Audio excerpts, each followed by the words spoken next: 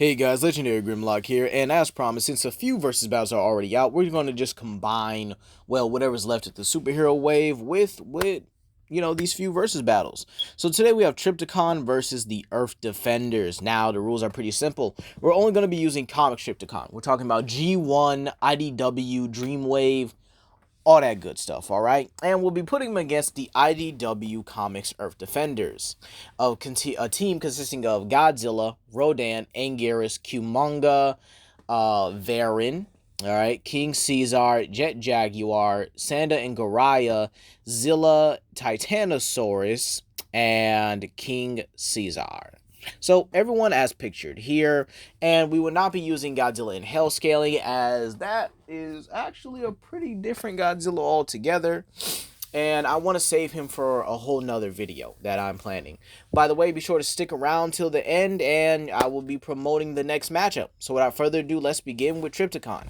Now, Trypticon is pretty simple to scale here. He scales above every Autobot. This even includes Optimus Prime, and Optimus actually thought he was a worthy adversary of the Matrix, or at least got so desperate with Trypticon that he was going to unleash the Matrix of Leadership. Now, characters that actually require the Matrix of Leadership actually are considered to be creation level threats. Like, almost in the same ballpark as characters like Unicron, Thunderwing, and stuff like that there. And Trypticon has shown he's in those tiers here. He's been able to stress and almost puncture through Trailbreaker shields. The same Trailbreaker who's actually able to block a cannon that was going to wipe out all of Iacon. And keep in mind, this would have killed multiple characters, including the likes of, well, even possibly the Dinobots. And this cannon was actually used by someone like Galvatron. So Trailbreaker not only being able to block it, but actually reduce it to the point where it didn't destroy all of Iacon is absolutely ridiculous here. Keep in mind, Trailbreaker shields have also been able to block characters and actually protect and defend characters in a similar category to the likes of Omega Supreme, who should be considered in the same ballpark, if not slightly stronger than Optimus here. Trypticon has also been able to consistently contend and actually overpower whole teams of Autobots and even the Dinobots themselves here, even being able to defeat Metroplex on a few occasions here. But more often than not, again, it does, favor Metroplex here. Trypticon also has is pretty much massive. Like, he is straight up like one of the biggest creatures of all time because he's a Titan. Titans in the comics actually are around the 2,000 feet margin when it comes to their size here. And keep in mind, Trypticon also has plenty of weapons like missiles, energy cannons, or his energy breath or whatever, which is basically like a beam that just comes from his mouth and stuff like that. He comes with all sorts of weapons just kind of stacked around him, like, blaster cannons, missiles and stuff like that there. But he's also just ridiculously strong and powerful by himself here.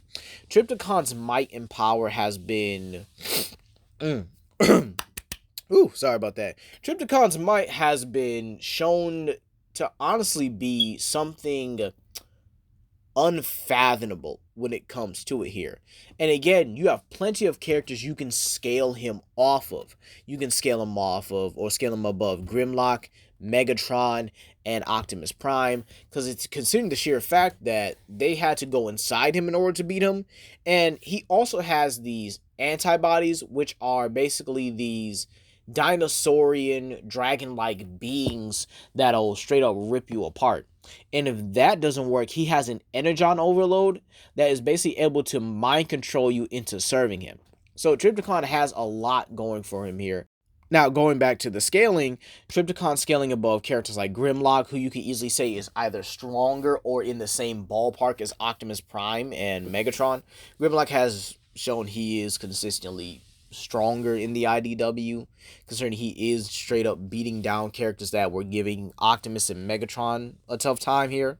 And even Trypticon's feat of being able to wipe out the Autobot army like casually, and even just ragdoll and stomp out Optimus Prime, the same Optimus who was able to defeat the Elder Gods The same elder gods that had captured and even tortured the likes of Ramjet, who is a herald of Unicron. And Ramjet not only had the full power of 4 to 5 dead universes, also had minicons, which also multiplied his power, and he was still able to go toe to toe with Vector Prime, and the Elder Gods were able to capture and torture him for centuries. The same ones that Optimus Prime had killed. And keep in mind, Vector Prime has defeated characters like Morgon the Mass, who is just a sentient, mass. He was eating universes and multiverses quite casually. So, yeah, Trypticon is absolutely ridiculous, easily an autoversal entity. But next up, we have the Earth Defenders, starting off with Godzilla. Now, Godzilla is the scaling point for a lot of, pretty much about 99.9% of the entire verse, right? it's his verse. He's the biggest scaling point of all time, right? And with Godzilla, we can honestly just really scale him first, and then just say every Titan just scales off of him, and then those Titans scale to the Titans that scale off of him, or scale to the Kaiju, that scale off of him. So with Godzilla being able to defeat characters that defy the physical and spiritual like Zeus, being able to defeat the Power Rangers, and now if you guys have remembered what I said about Power Rangers in my last video, and I think it was can Mystic Force pretty much stop the Sand invasion here, you do have characters in Power Rangers that easily reach the solar system to the outerversal power levels pretty easily, because they're able to bend the morphing grid to their will, with the morphing grid, being beyond time and space here. Godzilla has been able to thrash the Megazord, even thrashing the Rangers at their strongest. These are the same Rangers that were able to go toe to toe and being able to withstand attacks from Drakon, who was powered by the morphing grid. So again, that will put them at outer, meaning that Godzilla casually dog walking them would also be outerversal, but again to a much higher level. Now, King Caesar. King Caesar, believe it or not, has a bit of an update here. He was actually able to go toe-to-toe with King Ghidorah, and he actually has the ability to absorb and redirect energy and bouncing it back 10 times stronger than what it originally was. Sorry, my brain's all over the place. Now, with King Caesar, he also brings his martial arts prowess and his intelligence here. Actually being able to go toe-to-toe and being able to actually box up even Godzilla himself on a couple of occasions, or at least in the occasion of the All Hail Godzilla Monsters and Protectors comic. Yeah, he's boxed up monsters like Megalon, Trilopods, and I even think, Batra as well. Yep, he boxed up Batra. And again, he's a very adaptable fighter, knowing, I think, every martial arts on the planet as well, and actually just applying them here. Now, Zilla is pretty simple here. He has his intelligence, very similar to King Caesar here. And, he just burrows. Yeah, that's pretty much what he brings to the table here. His speed, agility, and reflexes definitely outclass the likes of Godzilla here. And he's easily able to tear apart enhanced Trilopods. I almost said Typods. I don't even know why. Enhanced Trilopods here. And him being able to use his burrowing capabilities could easily give the team some advantage and definitely give them some leg room. But again, we're going to have to address if that can pretty much harm Trypticon here, or even put a dent in, or pretty much, aid them in battle here. Now,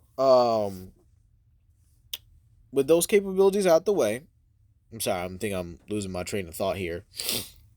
Let's move on to the next monster. And I think that is, let me see here just for a minute, the next one here. Jet Jaguar. Sorry, this video is longer than it has to be. I'm, tired just kind of making this. But Jet Jaguar. Now, you can actually make the contention he hits harder than Godzilla. Probably hits harder than anyone on this list, and he might be the MVP here. Now, Jet Jaguar is pretty simple when it comes to his power set. Shrinking and growing. But it's just the levels that he can shrink to. He can actually, believe it or not, I do think he can shrink to the same size as a Cybertronian. which is around like the 50 to possibly even, maybe 70 feet tall, depending on the Cybertronian or the average size Cybertronian. And he's actually able to do this and get even in between things like Mecha Godzilla's titanium armor, or sorry, diamond armor here, and just straight up use the absolute zero cannon, showing his intelligence here. And he's also not afraid to actually go inside of another monster, no diddy, and just pretty much grow from inside of them and just tear them apart from the inside. Like, you even see Godzilla's face on that there, and and he isn't afraid to do it. It's the craziest thing, because you don't see that with a lot of characters with those shrinking abilities. Next up, we have Titanosaurus, and unfortunately, unlike his Unleashed version, this one doesn't have his concussion breath, or his power breath, if you will. Now, Titanosaurus is capable of using hurricanes. These hurricanes have been strong enough to stagger the likes of Rodan, someone who's easily able to create sonic booms, able to stagger the likes of Space Godzilla, and he can actually move these hurricanes, or these hurricane-like winds, up to 320 miles per hour. I know, it's crazy. And here's the thing, right? In clashing with another Trilopod enhanced version of himself, they can actually create twisters when when they collide with each other. Titanosaurus is also one of the few monsters that can actually go toe-to-toe with Godzilla under the water, and was actually confirmed to be able to beat him underwater, or at least he had a chance to beat him underwater. Basically, he has a 50-50 shot and would give Godzilla a very high difficulty battle if they were underwater. Next up, we do have, Kumonga here. It's pretty simple, pretty straightforward. Kumonga's webbing is pretty much his best attribute here. He is able to physically go toe-to-toe and hold his own against some of the larger kaiju, like Titanosaurus here.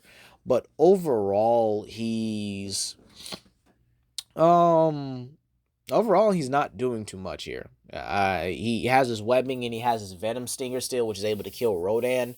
But again, that's probably not going to work. Next up, we have the Gargantuan brothers, and they actually have some pretty decent feats. Like, it's actually insane here. I might have to do a versus matchup with just those two against somebody in maybe an equal stats or an equal size scenario. I don't know. Maybe I'll put them against the Hulk or something. I don't know. But the Gargantuan brothers, Sanda and Goriah, have to be some of the most best chemistry monster tag teams of all time. Like, they've jumped Godzilla and they've managed to come out on top, but it was a high difficulty battle.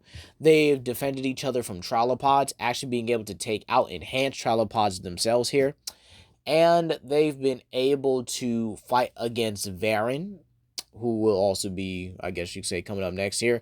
However, the Gargantuan brothers do have a problem. It's just sheer fact that if they get hit a decent amount, or if they get a good solid hit on them, they'll just go down. But again, they have very good chemistry and know how to cover each other very well, and they have pretty high intelligence. Now, next off, we do have Anguirus here, and Anguirus is basically the tanky boy. Yeah, I think that's the best way I could really sum up Anguirus. Anguirus has been able to harm beings like a partially frozen Destroyer. Still pretty impressive, considering the sheer fact that Destroyer's durability is absolutely ridiculous here. And he was actually able to hold his own against Destroyer. With a Sucker Punch, he was able to knock out Stage 1 or Version 1 Gigan pretty easily. And that's actually pretty impressive here, considering the fact that Gigan was still giving both of them the work here. But again, Anguirus does need that momentum to actually be able to do these kind of things. Even without his rolling attacks here, Anguirus is still capable of fighting against kaiju like Destroyer and even taking massive beatdown from them and just get back up as like it's nothing. As a matter of fact, Anguirus actually gets beaten down to like near-death experiences and still manages to get back up. Says a lot about the healing factor of this kaiju. And what's crazy is he actually improves himself when it comes to fighting against other monsters. For example, Mechagodzilla. Mechagodzilla was actually one of the few monsters he sucked against. Like, it was basically confirmed that he sucked against Mechagodzilla. However, after some time, he actually improved and was able to take apart a Mechagodzilla himself. So that says a lot. Varen, another kaiju that's definitely going to have to get another matchup on this channel here. So yeah, Varen and the Gargantuan twins. Put it on your list here. Now, Varen is actually ridiculously impressive here. Like, very, very impressive here. Able to actually go toe to toe with Rodan, and oh dear God, I can't even use the other feats here because this dude is actually pretty decent. And he's actually able to go toe to toe with the Gargantuan brothers, who I stated pretty much talked about just not too long ago. So, in all honesty, yeah, Varen has his word cut out for him. In terms of speed, he's not as fast as Rodan, but I definitely would say he's pretty close. Not, straight up moving at speed of light fast in comparison to Rodan, but definitely comparable to him. So you have that going for him. His durability is great as well, being able to take bites, cuts, slashes, and stuff like that from others and stuff like from other kaiju, even the ones on this list here. Next up, we have Rodan, and I believe we are almost at the end of this because, dear God, I never realized just how how long team videos are. But believe it or not, Rodan is actually pretty great. Yeah, he's actually got some decent feats. Even when his wings are ripped open, this dude can still fight and even take the win. I mean, it's absolutely ridiculous here. His wings have been sliced open by Varen, yet he's still able to take the win here. He's been able to dodge Gigan's lasers being able to move around 300 times faster than the speed of light. So Rodan not only being able to move, but actually react and move his wing at the same time as well, should actually indicate he has many times faster than light reflexes. Rodan has also been able to go toe-to-toe with monsters, like I said earlier, Varen and Titanosaurus, and is actually confirmed to be one of the fastest monsters of all time, if not the fastest. So, with that being said here, and I think I addressed the Q-manga a little bit earlier than normal, but I think that pretty much covers it here. The Earth Defenders easily scaling off of Godzilla. You can easily get them to Universal. I mean, getting them off the morphin grid and stuff like that there, and the sheer fact that Rita even calls the Godzilla's verse real monsters, considering the sheer fact they're above her monsters and even above the likes of what's it called, Serpentera, who is powered by the Hall of Heroes or the Hall of Legends, which can rock the foundations of space and time. I know it's absolutely ridiculous just how broken Godzilla is, and it shows how broken his verse is just from him alone. So, without further ado, we can actually discuss this matchup. And you might say, oh, well, it's a group of outerversal beings versus one outerversal being, right? But, I think y'all really got to look at it for what it is here. Trypticon has the entire arsenal at his disposal. Fire breath, energy beams, power breath as well, missiles, Cybertronian missiles, I should say, which again is more advanced than even Mechagodzilla. So he has the means to fight off an entire Autobot army, even without these kind of weapons here. And even then, he's still, thrashing around other high level combatants like Optimus Prime, Ironhide, the entire Dinobot team, Megatron. And again, there is his height. They're fighting a monster they're fighting a being that is 800 meters tall. Like, again, Trypticon scales the Metroplex, right? And if you look at how tall 800 meter is, it comes down to 2,624 feet. So like I said earlier, they're around the 2,000 margin. And keep in mind, they had a monster in the IDW franchise called Vegeta, who was 600 feet tall. And look how small they look compared to her. And believe it or not, they were losing that entire fight until Godzilla went into his fusion mode by absorbing, I think it was either the Earth's life energy or some of theirs. But again, yeah, he had to go fusion mode in order to be able to cripple Vegeta with 2 shots and then finally end it, right? But again, you got Trypticon, who's coming from a much higher and honestly much more detailed and bigger cosmology. In all honesty, I do think this would have to come down to, can they get inside of him? Can Jet Jaguar actually get inside of him and disable him fast enough before he gets overwhelmed by the internal defenses of Trypticon here? And this is actually a pretty interesting argument, in all honesty, because again, you have King Caesar absorbing some of Trypticon's energy blasts and redirecting at him 10 times stronger than they were before. You have Zilla trying to burrow deep enough within the ground to possibly upset, or try to upset Trypticon's footing, or trying to drop him in the ground somehow. But again, he's just too big for all that. In all honesty, Jet Jaguar probably is the only one that could come in clutch here, considering the other monsters either don't have a hacks or ability to really just try and damage or try to flat out put down Trypticon. And again, it's very possible that Jet Jaguar could get overwhelmed by the defenses or would have to use his shrinking constantly to get through it. Do I think he could do it? Yes, I think he can. But more often than not, it's going to struggle. And again, by the time he does that, he might be the last kaiju standing. Now you might say, oh, what about Fusion Godzilla? But again, Fusion Godzilla is if he absorbs the life energy of the others, and I doubt Trypticon's going to let him get that opening. So in all honesty, while I do think it's a high difficulty battle, and I can definitely see it, being a 5 out of 10 for each side, I'm going to have to give it to Trypticon high difficulty. But let me know what you guys think down below. Please comment, like, and subscribe, and share with your friends. This is Legendary GRIMLOCK, and please stay tuned to the end of the video to see the next matchup, dear God. Peace.